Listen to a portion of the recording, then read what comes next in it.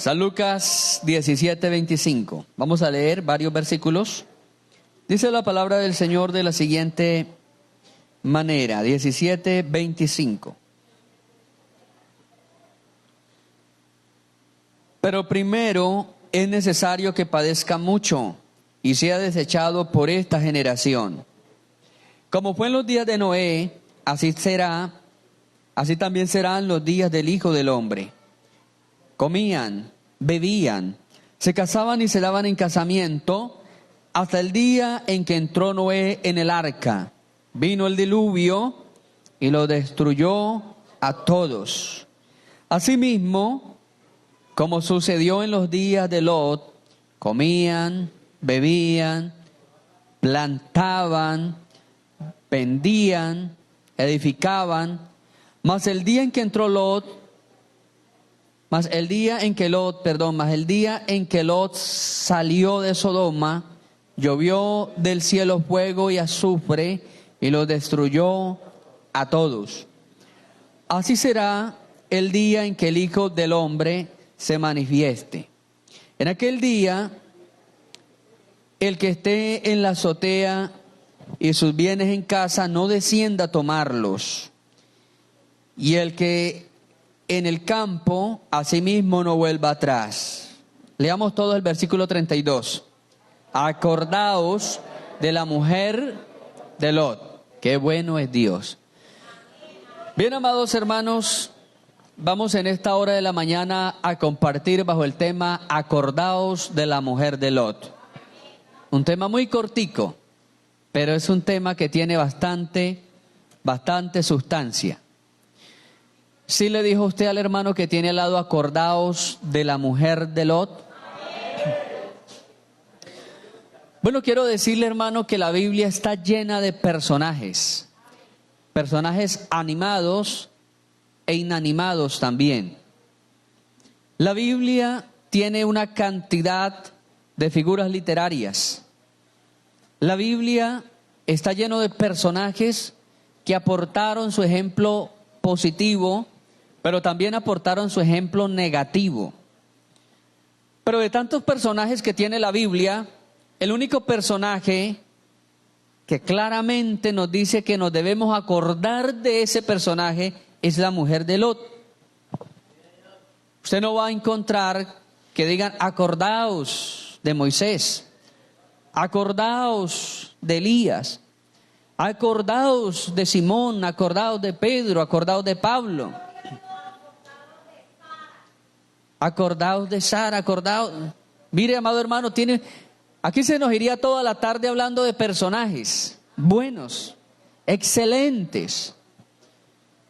Muchos, como lo fue Tabita, ya en el libro de Hechos de los Apóstoles, que le hacía túnicas a las mujeres pobres, a las viudas, les hacía vestidos y regalaba vestidos.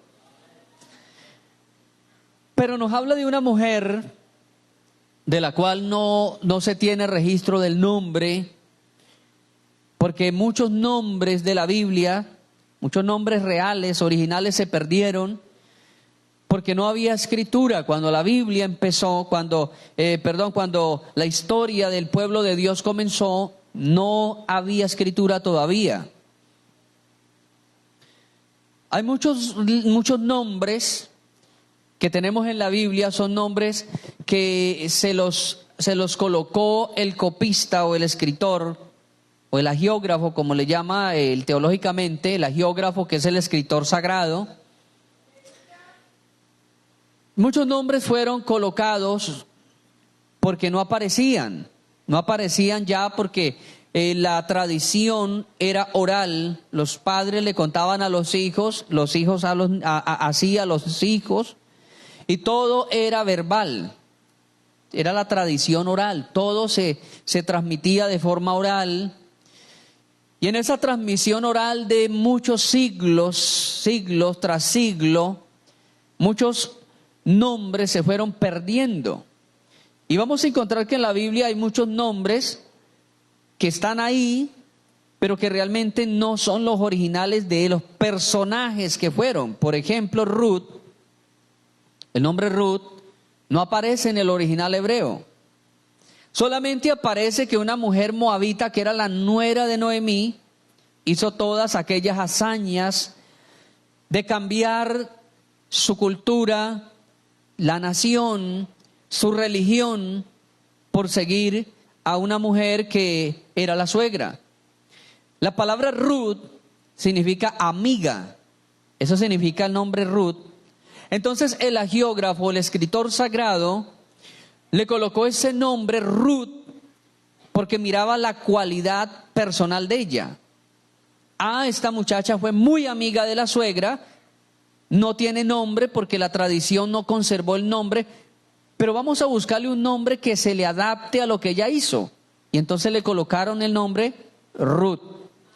La otra nuera se llamaba Orfa. En nuestra Biblia dice que la otra se llamaba Orfa.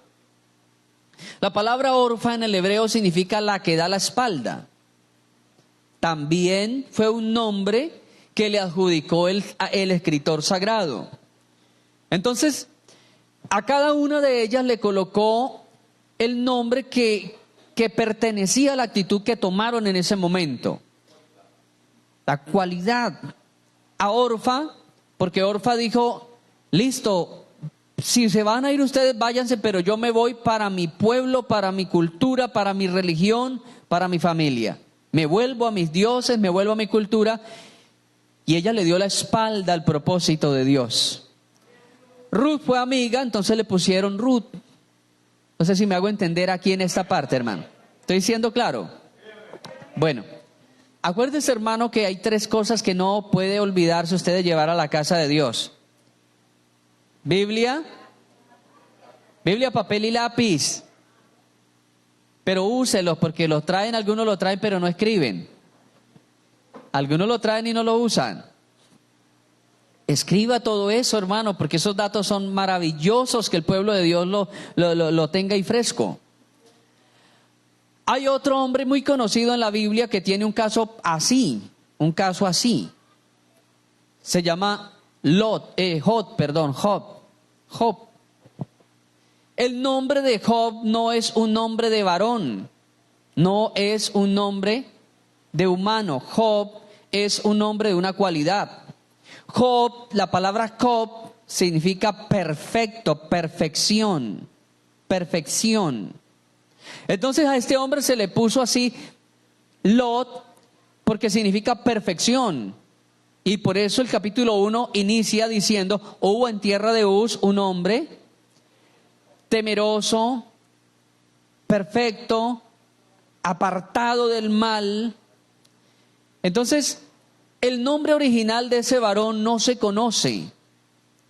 Se le puso el nombre de la cualidad principal de él. Pero ese no era el nombre original de Job. Job es una cualidad. Hubo un hombre perfecto, porque significa perfección.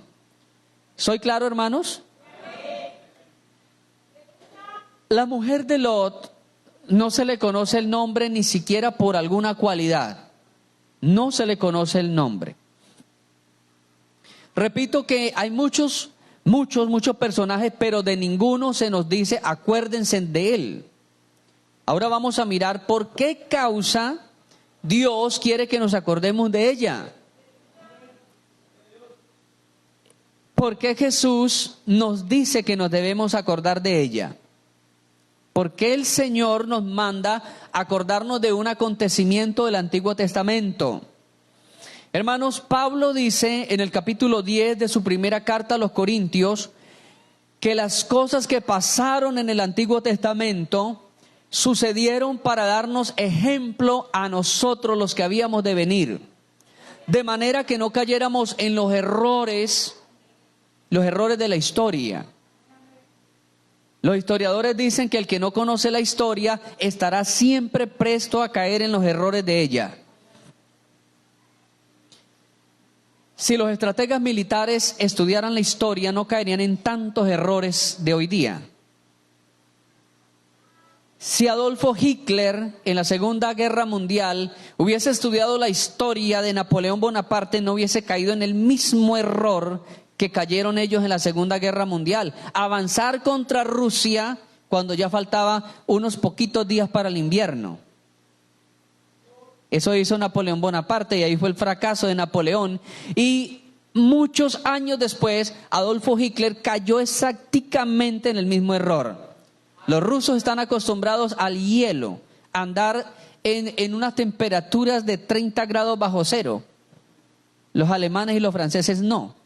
Así que cuando ellos llegaron cerca de la capital de Rusia en invierno, fue tanto el frío que quedaron congelados y los acabaron. La falta de estudiar la historia, amado hermano.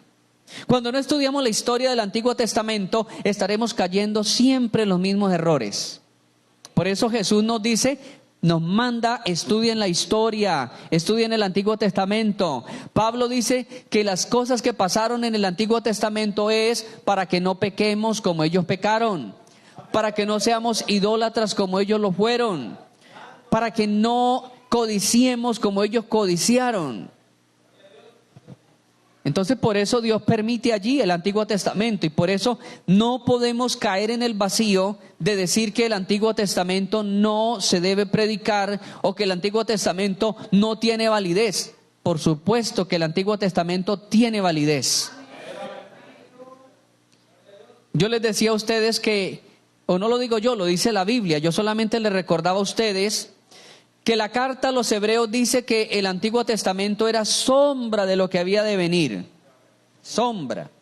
Y cuando alguien en una ocasión me dijo que ya no tenía validez, le dije, listo hermano, no le contradigo, pero solo le voy a poner a leer un versículo. Y ahora le dije, bueno, párese aquí en el polideportivo y arranque a correr a la mayor velocidad que usted pueda. A ver si usted deja botada la sombra. Corra todo lo que pueda. Si quiere, móntese en una moto de alto cilindraje y arranque a toda a ver si la sombra queda ahí.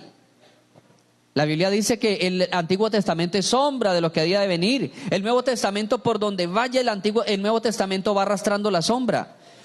Si usted se sube a un trampolín y se tira a una piscina, la sombra también caerá ahí al agua.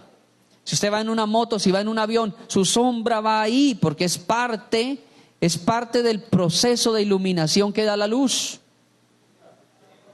Es parte de un proceso natural, un proceso hermano, de la naturaleza de Dios. La sombra no se desprende del cuerpo original.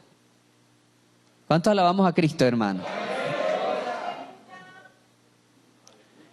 Entonces, ¿quién era la mujer de Lot? ¿Quién era este Lot? ¿Quién era? Este Lot,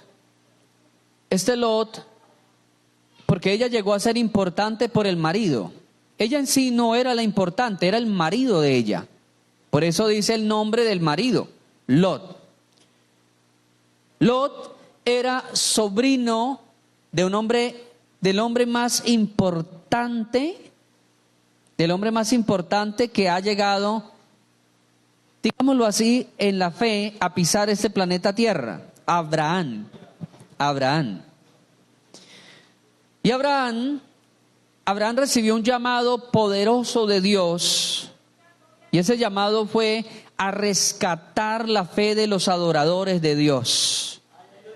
Dios quería levantar un pueblo que lo adorara, porque se habían visto hombres y mujeres adoradores, pero de una escala dispersa. Ejemplo, Abel fue un adorador, pero Adán, Eva, Caín no eran adoradores, pero Abel sí. Cuando él fue a ofrecer esa ofrenda maravillosa, que todavía esa ofrenda habla, hermano, ahí no vemos que Adán, que el papá, que la mamá fueron también a acompañar al hijo. No, ellos no eran adoradores. Luego dice que salieron, que tuvieron otro hijo que se llamó Sem, y Sem tuvo unos hijos. Dice que de ahí salieron los adoradores de Dios. De otro hijo, pero ¿dónde estaban los papás? Tremendo, hermano. Tremendo que los hijos le daban ejemplo a Adán y Eva, que habían estado en el huerto, que habían conocido la gloria de Dios y que habían hablado cara a cara con Dios. Pero no eran adoradores. Los hijos sí. Pero los hijos eran realmente adoradores porque no conocían todas aquellas bendiciones que Adán y Eva habían conocido. Ellos tuvieron que aprender a adorar como usted y yo, a través de la fe. A través solamente de la fe. ¿Cuántos alabamos su nombre? Entonces cuando Dios llama a Abraham para nuevamente rescatar ese estímulo de adoración y que de Abraham naciera un pueblo, ya una familia, un linaje, una descendencia de adoradores. Abraham recibe un llamamiento maravilloso, lo trae Dios desde una tierra llamada Ur de los Caldeos, de Babilonia.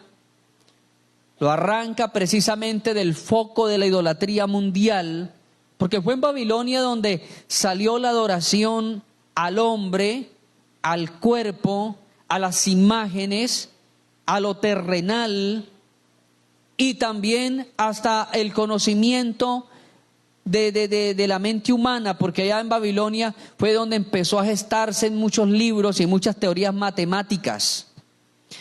Entonces, del foco de la idolatría, Dios llama a un hombre para formar un pueblo de grandes adoradores.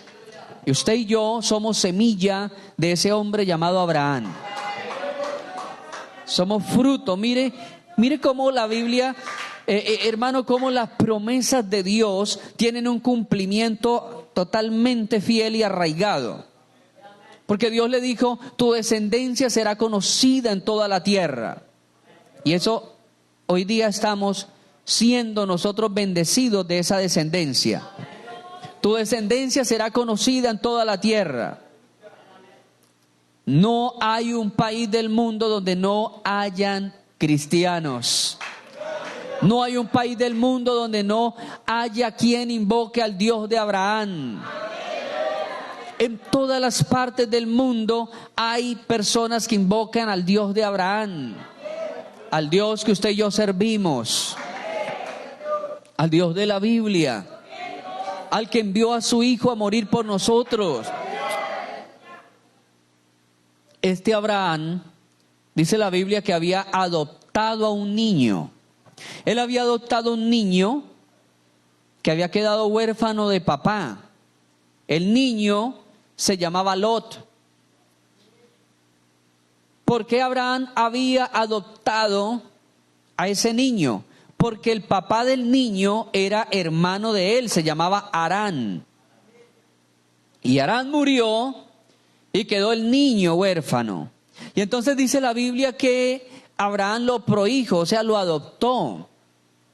Y empezó Lot a crecer al lado de Abraham. Y ya siendo un hombre formado, Dios llama a Abraham y le dijo, en ti voy a bendecir a toda la familia de la tierra. Pero no lo necesito aquí en Babilonia, lo necesito en una tierra que solamente le voy a decir cuando usted llegue allá. Y Abraham sale por la fe obedeciendo ese llamado. Qué loco era Abraham, ¿cierto, hermano? Qué loco, qué loco. Salir para una parte donde no sabía a dónde iba a llegar. Imagínense, hermanas, su esposo le diga, mi amor, nos vamos de aquí de Neiva. ¿Para dónde? Lo primero que uno pregunta, o lo primero es, ¿para dónde? La mujer no va a preguntar, ¿y cuándo nos vamos? No, la mujer no va a preguntar, ¿y qué vamos a hacer para dónde vamos? No, la mujer lo primero que pregunta es, ¿para dónde? Cuando el pastor lo llama al presbítero y le dice, hermano, tenemos carta de traslado. El pastor no pregunta nada más sino, ¿y para dónde? Eso es lo primero que uno hace. ¿Para dónde? ¿Para dónde? Porque dependiendo del sitio donde le digan, usted va para ese lugar, así mismo uno empieza a relacionar todo. Uno empieza a hacer un esquema de viaje. Nos vamos, bueno, está muy lejos, no vamos a llevar todo. Si es cerca, bueno, podemos llevarnos todo. Y empieza uno a hacer un esquema, hermano, de viaje cuando uno le dicen para dónde va. Pero Dios le dijo a Abraham, vete de tu tierra y de tu parentela. En el original hebreo, en el original no dice vete de tu tierra como dice acá en nuestra Biblia, sino olvídate de tu tierra y olvídate de tu parentela. Olvídate. De salir a olvidarse hay una distancia muy larga, hermano. Por ejemplo, los que se van de Colombia. Se van de Colombia, pero estoy seguro que no se van olvidando de Colombia. Se están acordando de los frijoles. Se van acordándose de las empanadas. De la mazamorra. Sí. Se van acordando de de los tamales, hermano. Los tamales que son únicos en Colombia. Son únicos. Un francés me preguntó, un francés que tiene buen dominio idiomático, habla muy bien el español. Y me pregunta este francés y me dice, bueno, yo le pregunto, ¿qué le gusta a usted de la comida colombiana? Y me dice él, la sancocho. La sancocho. ¿Qué más le ha gustado a usted de la comida colombiana? Dice la sancocho. Me nombra como 3 comidas más que le gusta mucho de Colombia. Y le digo, ¿qué no le ha gustado de Colombia? Dice, eso que le llaman tamal. Dijo, es que no sé, pero ¿a quién se le ocurre que es que envolver comida en unas hojas? Dijo, no, yo no he podido comerme más de 2 cucharadas porque eso sabe mucho a hoja. Hermano, para nosotros es tan rico comer esa comida envuelta en hojas. Y se nos hace tan rico ese sabor a hojas. Y cuando uno va, hermano, a otra parte, uno anhela la comida de donde uno salió. Uno anhela comer eso. Mi hija me dice, papi, encontramos un supermercado de comidas de diferentes partes del mundo. Dijo, y a unos compañeros les dio tanta alegría porque en un instante había gaseosa colombiana. Pero los 2 litros le valieron cerquita a 100,000 pesos. Y se lo compraron porque llevaban tiempo que querían probar gaseosa colombiana. El Señor le dijo a Abraham, vete de tu tierra y nunca más vuelvas a comer tamal ni colombiana. Vete de tu tierra y olvídate de las empanadas rellenas de carne y de pollo. Todo eso. Olvídate. Es la palabra original del hebreo. Olvídate de tu tierra y olvídate de tu parentela. Tenía que ir a formar totalmente un nido a otra parte. Olvidarse de la tierra, olvidarse de la familia, olvidarse de las costumbres, de las culturas, de todo lo que se hacía y ahora empezar una vida totalmente nueva. Eso sí es lo que se llama borrón y cuenta nueva. Él llevaba a su sobrino, al sobrino que se llamaba Lot. Este Lot lo acompañó por todo ese peregrinaje desde la tierra de Mesopotamia hasta llegar a una parte de Siria que se llamaba la tierra de Harán. Hicieron una estación un tiempo en esa tierra y luego el Señor volvió a motivarles para que continuaran el viaje. Siguieron hacia el sur y llegaron a la tierra de Canaán. Cuando llegan a la tierra de Canaán, dice que Dios se le aparece a Abraham y le dice, esta tierra donde estás parado es la que yo te voy a dar a ti y a tu descendencia. Y Dios comienza a mostrarle allí. Luego Abraham tiene un desequilibrio nervioso y un desequilibrio allí en su fe. Y se va de Canaán para Egipto. Y en Egipto tiene allí una problemática con el rey de Egipto. Y el rey de Egipto lo devuelve otra vez para Canaán. Llegó el momento, hermanos, en que al amparo de Abraham, Dios prosperó mucho a Lot. Dios prosperó mucho a Lot. De manera que un día, dice la Biblia, que un día los pastores de Abraham tuvieron riña con los pastores de Lot. Ya tenían muchos ganados, el tío y el sobrino.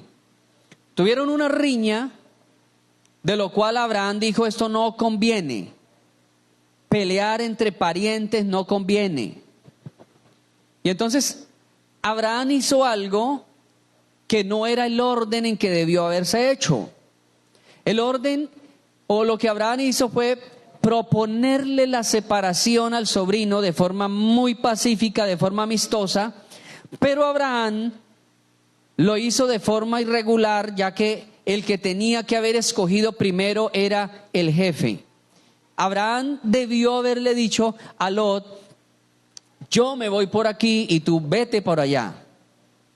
Pero Abraham, buscando la forma pacífica de solucionar los problemas, y de ahí que la Biblia dice, hermano, bienaventurados los pacificadores.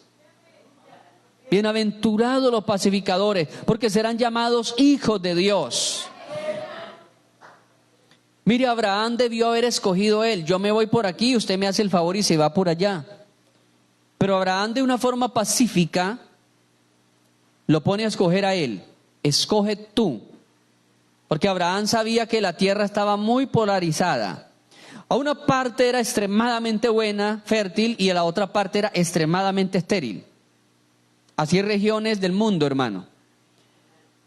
Hay regiones medias, que no son malas ni buenas la tierra, pero se sostienen en un punto que se puede cultivar. Pero el área geográfica donde estaban ellos era un área donde estaba en polaridad. O sea, una parte muy fértil y la otra muy estéril. Abraham conocía al sobrino y Abraham ya sabía para dónde iba a ir el sobrino: para la parte muy fértil. Lo puso a escoger. Efectivamente, el muchacho dijo: me voy hacia la llanura. Y mandó al abuelo, al tío, lo mandó para la loma. Dice la Biblia que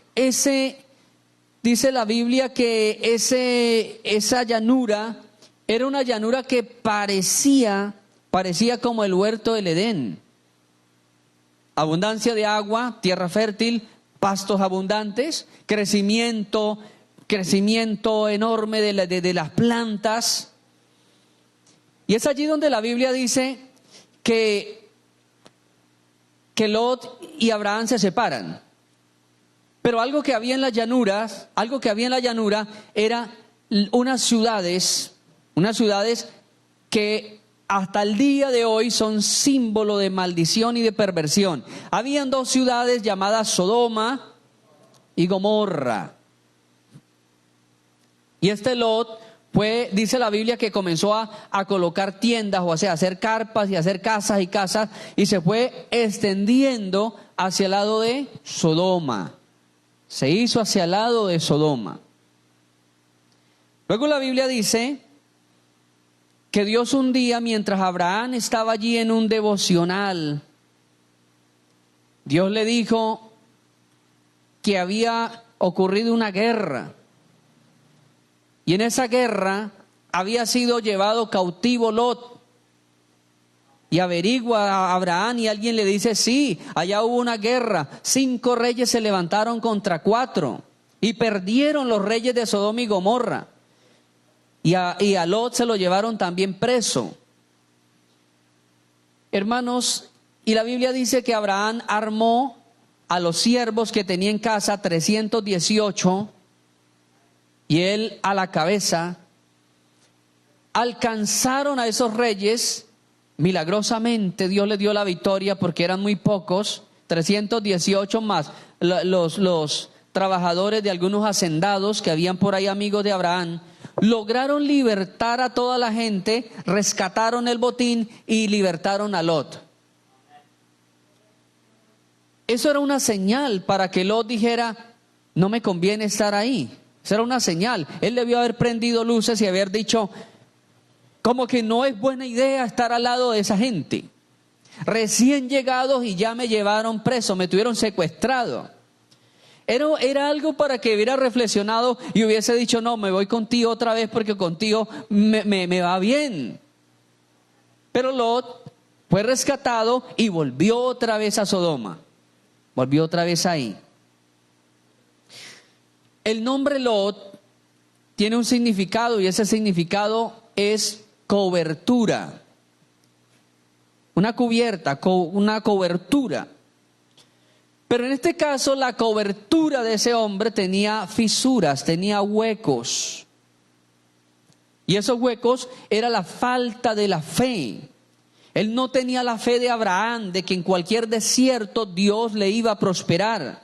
De que si Dios lo había llevado a Canaán, era para que allí en Canaán creciera y se multiplicara. Él no tenía la fe del tío.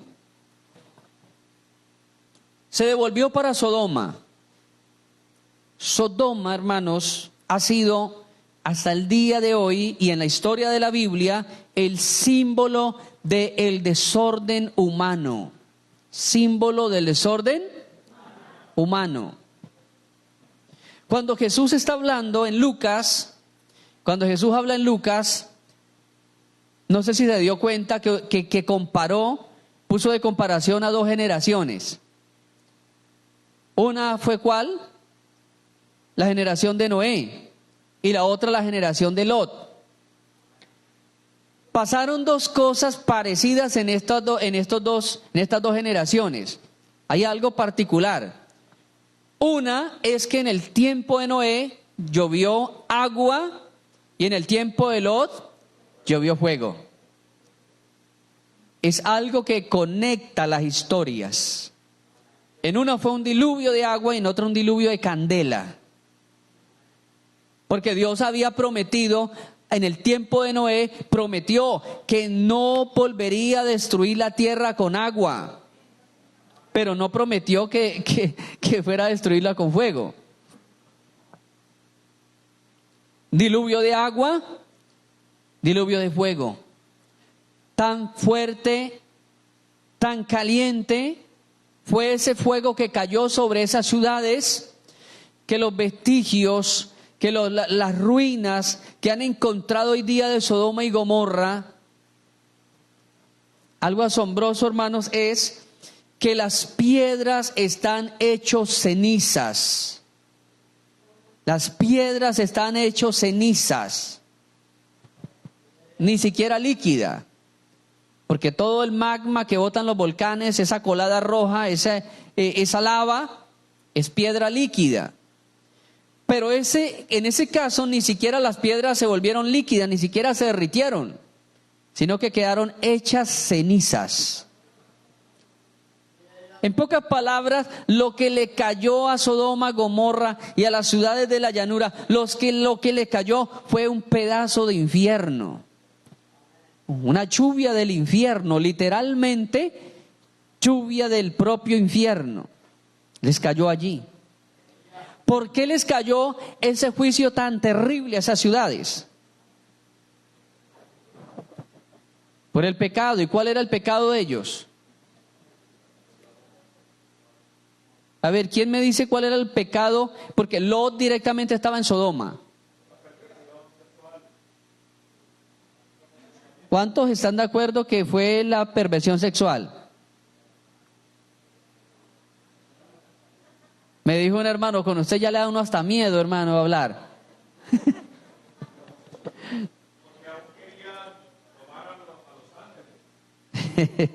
Perversión sexual. Bueno, abran sus Biblias allí en Ezequiel 16:49.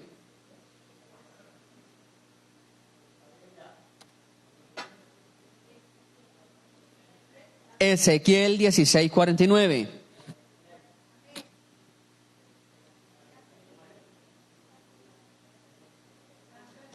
Bueno. Ezequiel 16:49. Tome nota de esos versículos porque nos van a llevar a entender mejor por qué Dios destruyó las ciudades. He aquí que esta fue la maldad de ¿quién? Sodoma tu hermana, soberbia, saciedad de pan y abundancia de ociosidad. ¿Cómo les parece, hermano? No solamente el pecado de ellos era la perversión sexual. Es lo que uno más nota someramente, pero detrás de eso habían otros pecados. ¿Qué pecados tenía? La soberbia es orgullo. Tenía orgullo, tenía glotonería y tenía pereza. ¿Qué tenía? ¿Cuáles fueron los pecados? Orgullo, glotonería y pereza. No tenían misericordia, ¿ya? Entonces, mire hermano, que no solamente era la depravación sexual vino como fruto de estos pecados. Ya fue el fruto de esos pecados. Porque el Señor le pone el dedo en la llaga y nos muestra de dónde salió la conducta de ellos. Eran orgullosos, vanidosos, había mucha arrogancia, mucha vanidad, habían desfile, no ayudaban a ninguno, eran egocéntricos, ellos eran absolutos en su tierra, no favorecían al pobre de entre ellos. Dice que eran glotones, o sea, hacían la práctica que yo les he comentado muchas veces a ustedes, de comer hasta llenarse y luego practicar bulimia, o sea, meterse los dedos para vomitar y luego seguir comiendo otra vez. Esa práctica era muy común en los reyes paganos. Tenían un cuarto que le llamaban el vomitorio real y la pasaban toda la noche comiendo y vomitando, comiendo y vomitando. Esas películas que presentan los palacios de reyes, donde ponen hasta cerdos completos y lleno totalmente de frutas y de cereales y de jugos y de vino, eso era real. Así lo hacían los reyes paganos. Y eso no era para comerse un poquito, no. Comían toda la noche hasta que desaparecieran todo lo que ponían en esas mesas. Comiendo y vomitando, hermano. Eso no le cabe sino en la cabeza de las moscas, que donde van comiendo, por una trompa va comiendo y por la otra va vomitando. Estilo mosca eran ellos. Eran glotones. Yo trabajé en una finca donde estaba bravísimo ese señor, estaba bravo y cogió la cuchara así, toda ordinaria y comenzó ta. Y entonces, como estaban bravos con la esposa estaba incómoda. Le dijo, no trague así, que se va a atorar. Dijo, pues si me atoro, vomito. Así, de forma ordinaria. Eran glotones, esta gente era glotona. Vivían solamente para el dios vientre. Pero dicen también, la Biblia dice que eran ociosos, que se traduce como perezosos. Había pereza.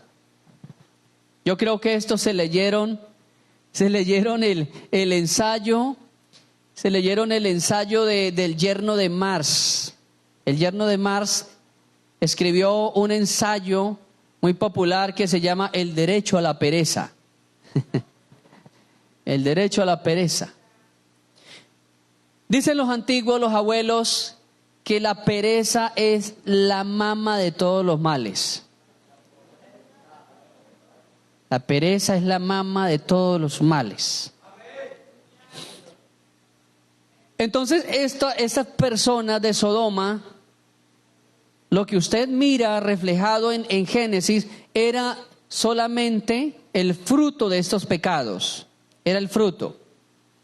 Porque había pereza, porque no ayudaban, porque eran crueles, y a todo eso se le fue adjuntando una depravación moral. Porque no trabajaban, porque no salían. Entonces, llegó el punto en que sus propias mentes llegaron a una forma retorcida. Se dañaron sus corazones, sus mentes se dañaron. El daño moral, hermanos, el daño moral del ser humano radica en que ha desconocido a Dios en sus caminos, en que ha desconocido a Dios en su vida, en que no ha reconocido los milagros que Dios ha hecho en la naturaleza y en nosotros. Oiga bien esto, hermanos, oiga bien esto, porque Colombia ya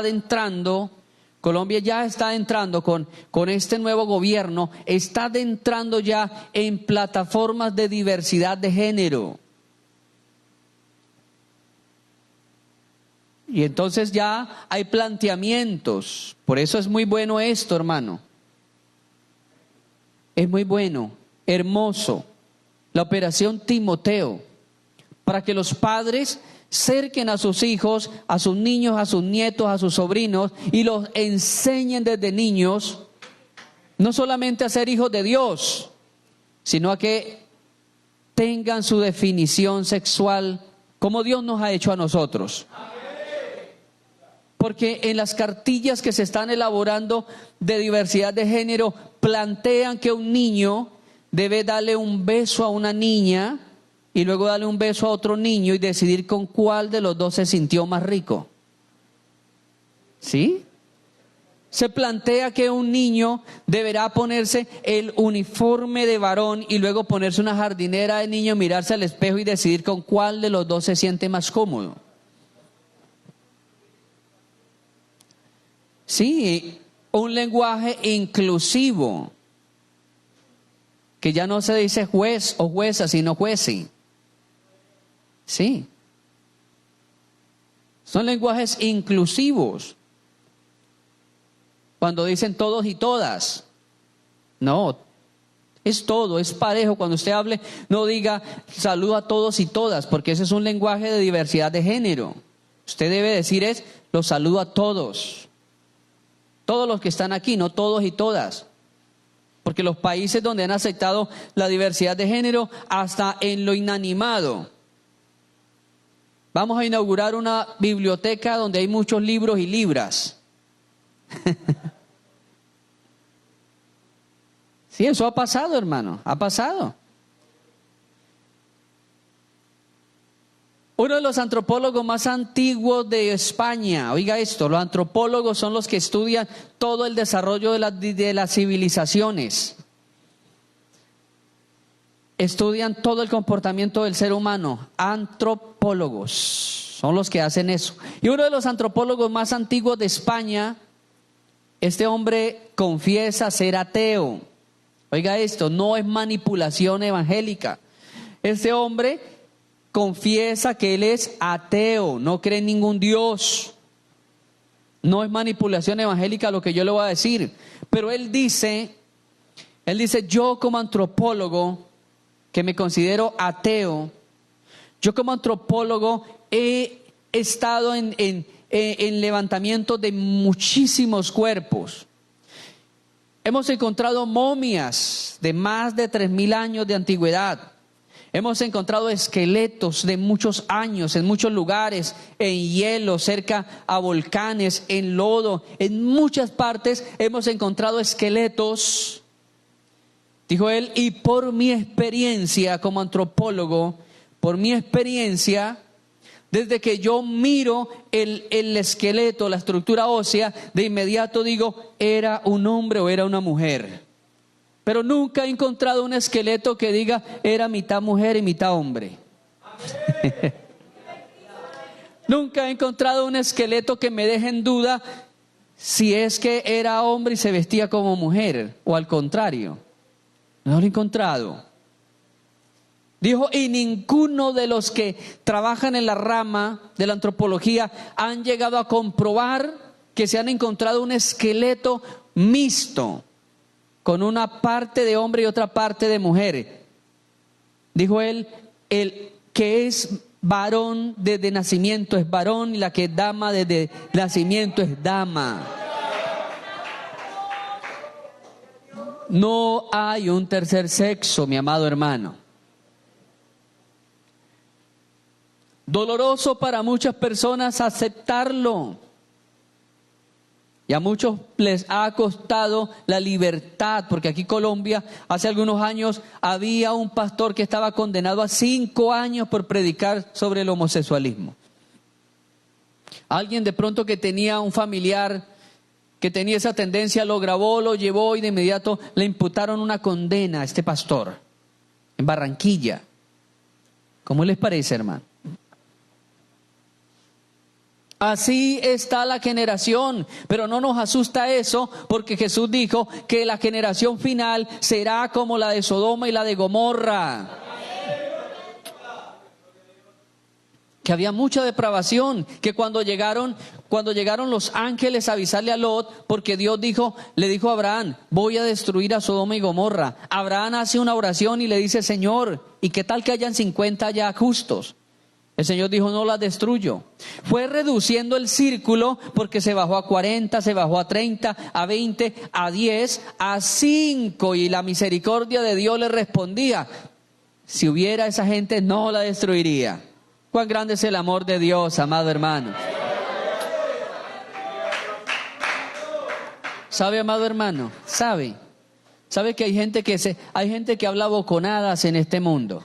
Hay gente que habla boconadas y dice, ay, mire, yo no voy a la iglesia, yo no diezmo, yo no oro, yo bailo, fumo, me encacho, meto marihuana, hago de todo y mire cómo me va bien.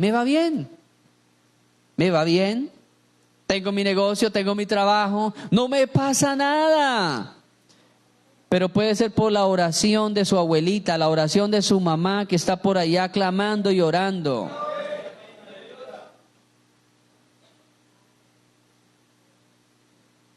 Una abuelita, una mamá que está allá llorando y pidiendo misericordia. Mientras el otro habla boconadas. Pero llega el momento en que la abuela a veces dice, ya no oro más. Me cansé de orar y voy a orar por otro nieto más juicioso.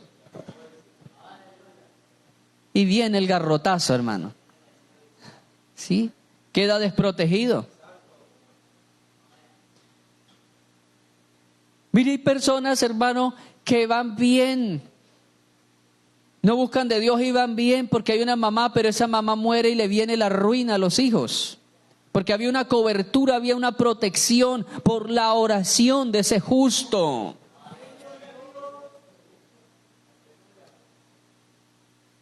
Y Lot estaba siendo guardado y tenía una protección porque había un justo llamado Abraham que oraba por él, que estaba clamando por él.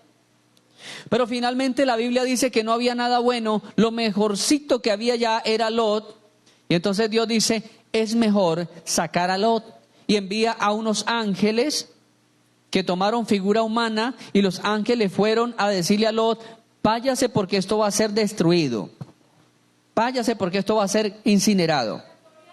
Los ángeles llegaron allí y era tanta la perversión sexual que había en ellos, que quisieron violar, abusar sexualmente de los ángeles.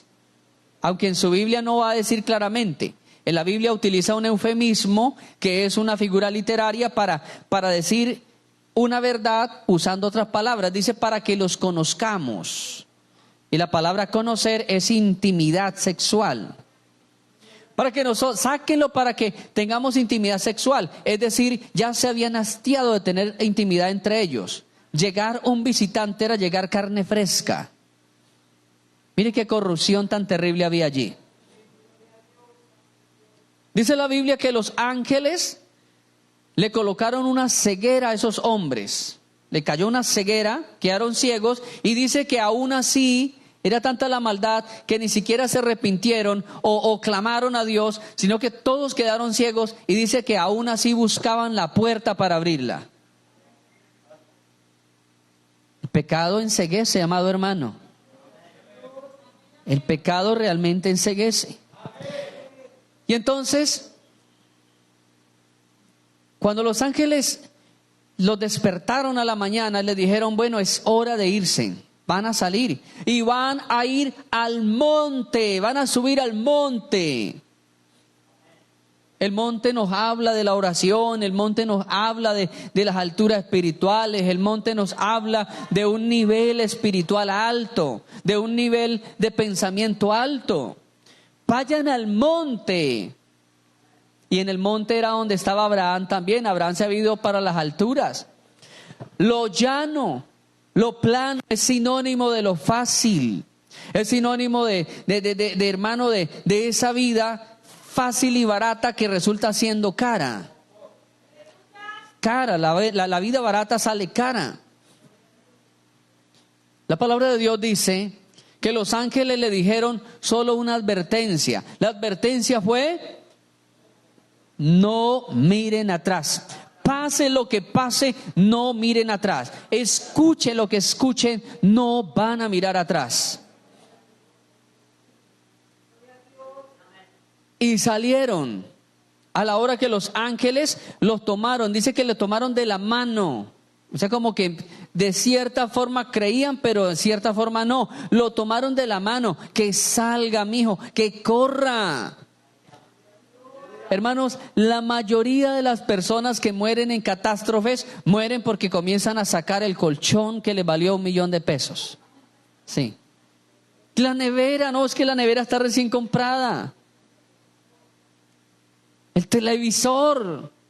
Por ahí un hermano tuvo un sueño, hace años tuvo un sueño un hermano que iban a evangelizar y un grupo armado salió de camino y los mató. Los mató, como dicen en la costa, a todos dos. Que los mató.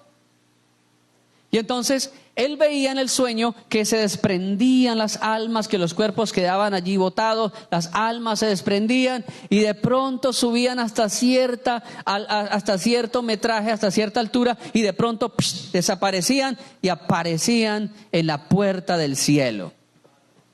En la puerta del cielo, como ya es acostumbrado, estaba San Pedro, que les dio la bienvenida. Y al darle la bienvenida a San Pedro, les mostró y les indicó cuál de las puertas, porque dice que había unos portones enormes, pero le indicó cuál era la puerta donde debían ellos tocar para seguir. Dice el hermano que se dirigen allá en la experiencia, tocan la puerta, que el ángel, que San Pedro le dice, abren la puerta y habían unos ángeles hermosos allí esperándolo. Y el ángel que hacía la recibida le dijo, te estábamos esperando, le dirigía a él. Sigue al fondo. Y dice que cuando abrió esa puerta, veía hermosos colores, jardines, escuchaba cánticos hermosos al fondo. Y él dice que de inmediato, feliz, va siguiendo rápido, entrando, cuando escucha que el ángel que estaba de portería le dice, un momento señora, con eso no puede entrar acá, tiene que devolverse. Dijo yo y doy la vuelta y era mi esposa con el televisor al hombro.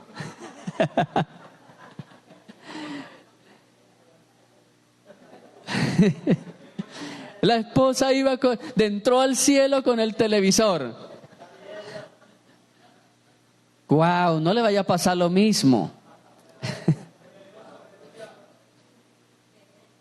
Sí, gente que quiere entrar con el celular también al cielo, para de allá para acá empezar a llamar,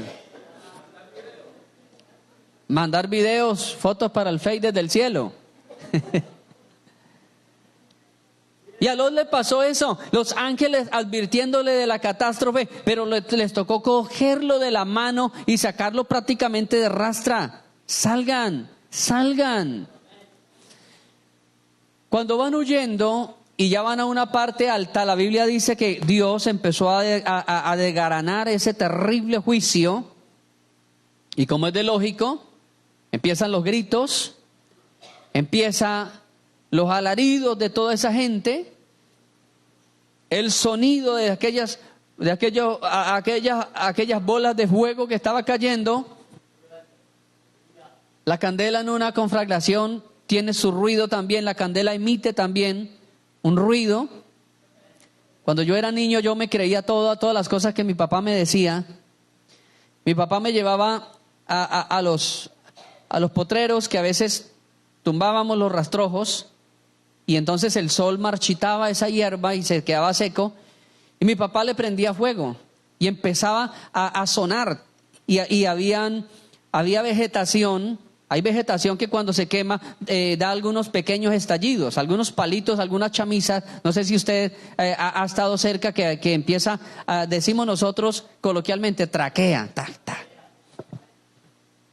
Entonces yo le decía a mi papá, papi, ¿qué es lo que suena? Y él decía, las culebras que se están reventando allá entre esa candela. Las culebras que habían por ahí, cómo se están reventando.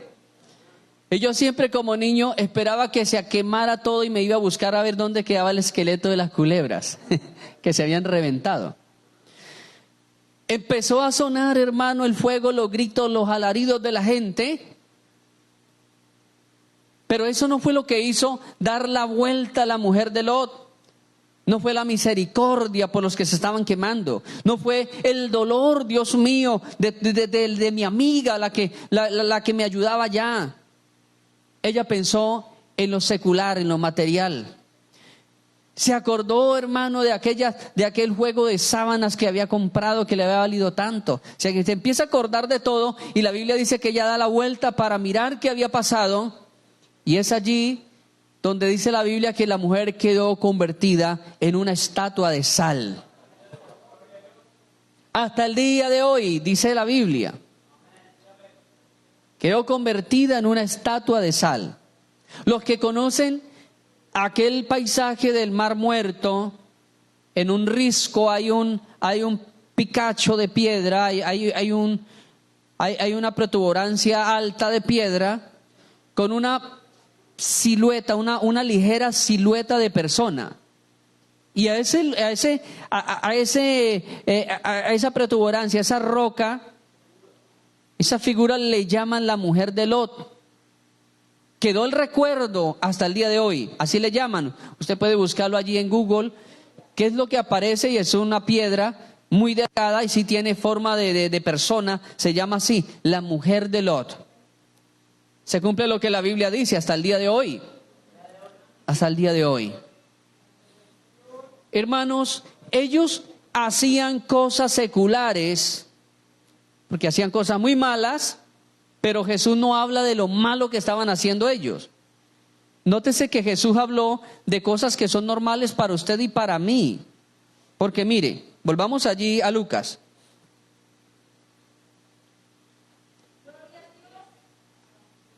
Lucas 17, estamos en Lucas 17. Gloria a Dios.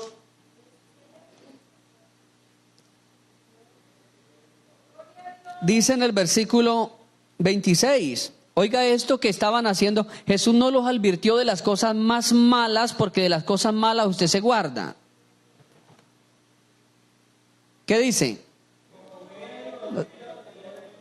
También así serán los días del Hijo del Hombre, como fue en los días de Noé. Oiga esto, ¿qué hacían en los días de Noé?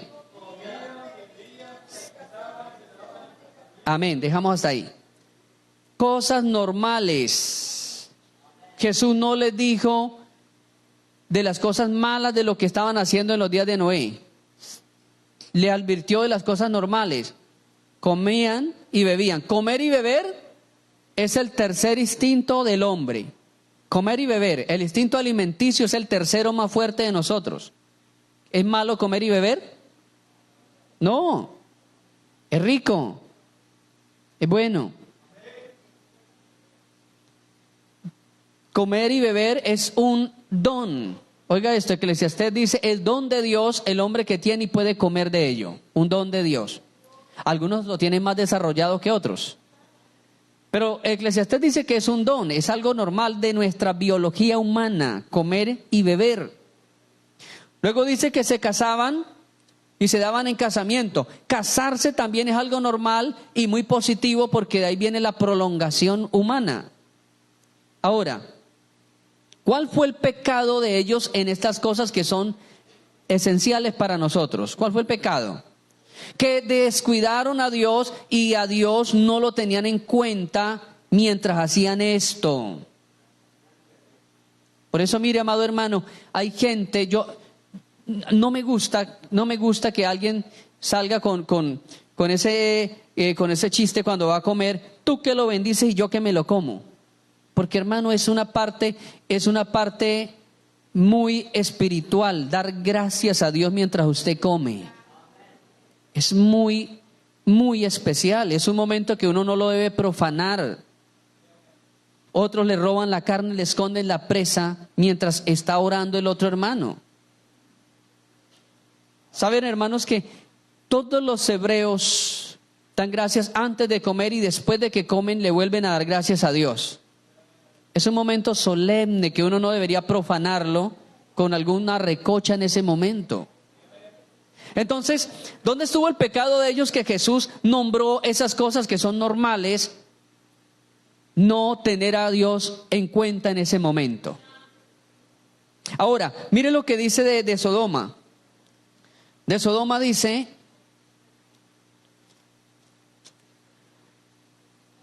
el 29 dice, más como en los días de Lot, cuando salió de Sodoma, llovió fuego del cielo y azufre y los destruyó a todos.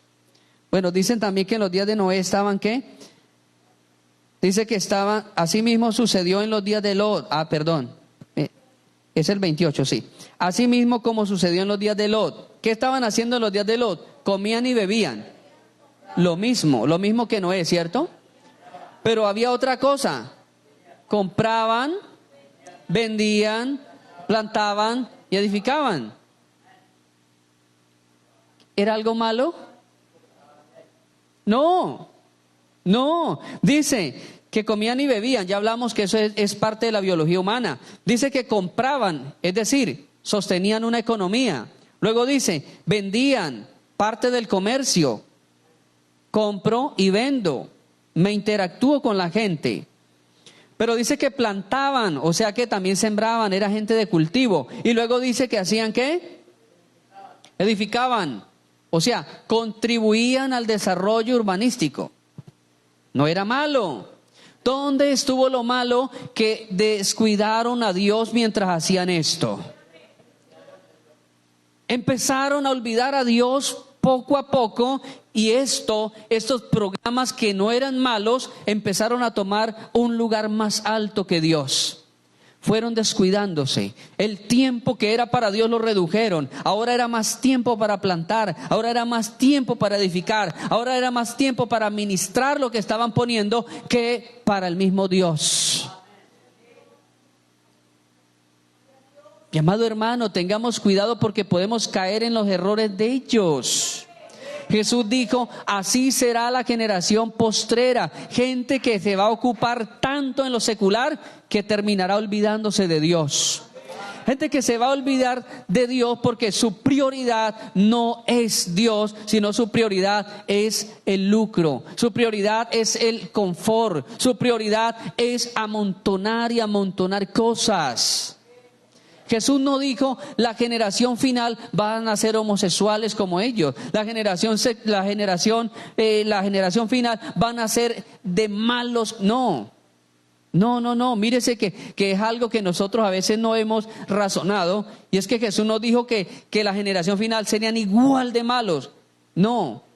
Dice que estaremos plantando, edificando, que estaremos cazando, comiendo, bebiendo. Lo normal, hermano, lo normal puede ser más peligroso que lo anormal. Las viejitas antiguas decían,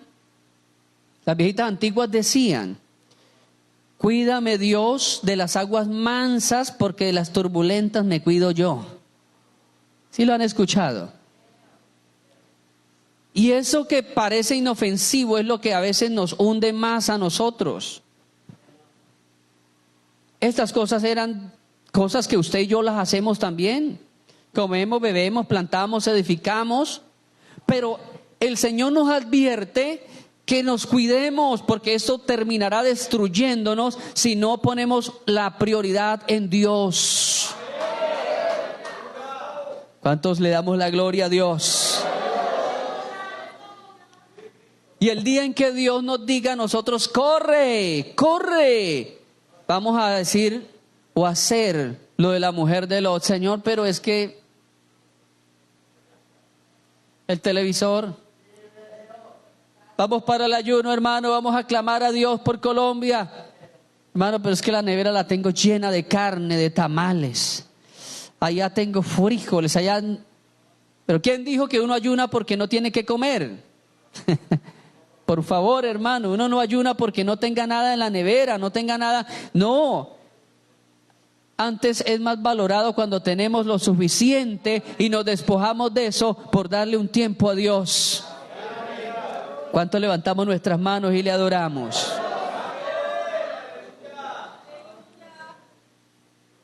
Es el tiempo de correr, amado hermano. Los tiempos finales no es para andar pidiéndole que una pierna le pida permiso a la otra para moverse. Los tiempos finales es los tiempos de Lot, los tiempos de correr. Cuando el Señor le dijo a Lot, corre, date prisa, sube al monte, no te quedes más en lo plano. Dios nos dice hoy también, no te quedes en lo fácil, amada iglesia. No te quedes en lo plano. En lo plano hay inundación, en lo plano hay destrucción, en lo fácil, la vida barata nunca es barata, la vida barata suele salir cara. Sansón cada vez que descendía, cada vez que la Biblia dice la palabra y descendió Sansón, Sansón caía en pecado. Es tiempo de aprender a subir en Dios. Sube en Dios, sube en oración, sube en búsqueda, sube en humildad, sube en gozo. Colóquese de pie en esta hora, amado hermano.